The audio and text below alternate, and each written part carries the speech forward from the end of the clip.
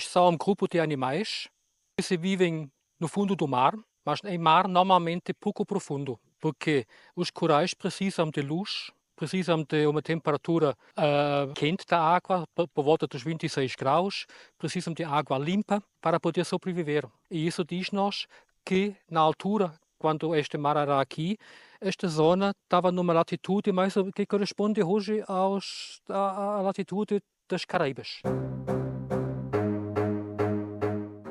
Bem, a Península Ibérica era essencialmente uma ilha, a chamada Placa Ibérica, constituída pelo maciço ibérico, que faz parte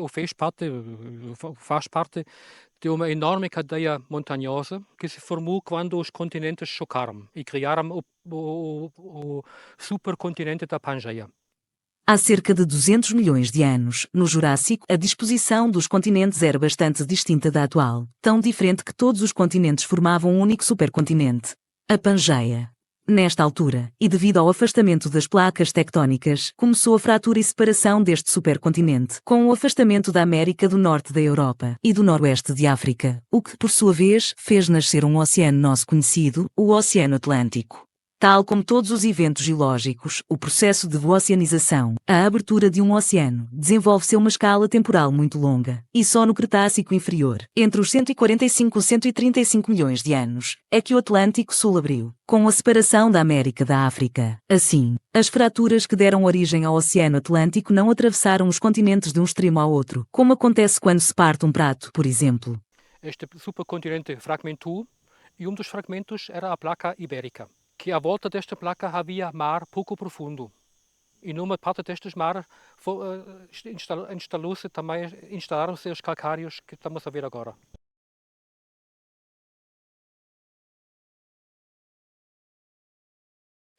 Bem, podia ser para mostrar como era a vida anteriormente e também criar paralelos com a vida que é de hoje. Estamos agora numa época de mudança climática, que é, para mim, comprovada. Estamos a aproximar-nos, talvez, a uma altura, a um clima que durou durante a época Jurássica. O Jurássico era uma época de clima muito quente na Terra, praticamente não havia glaciares, não havia coberturas de gelo nos polos. O nível do mar é muito mais alto do que hoje e, na minha opinião, estamos a aproximar-nos agora a uma situação como esta.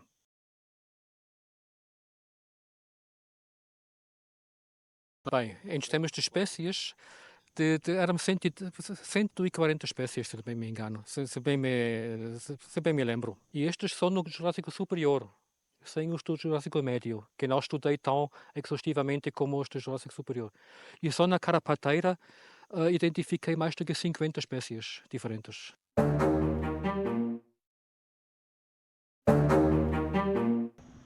Bem, esse é um problema, porque por lei essas pedreiras têm que ser fechadas e enchidas para restabelecer a situação anterior antes da pedreira. Mas experimente também proteger. Não é?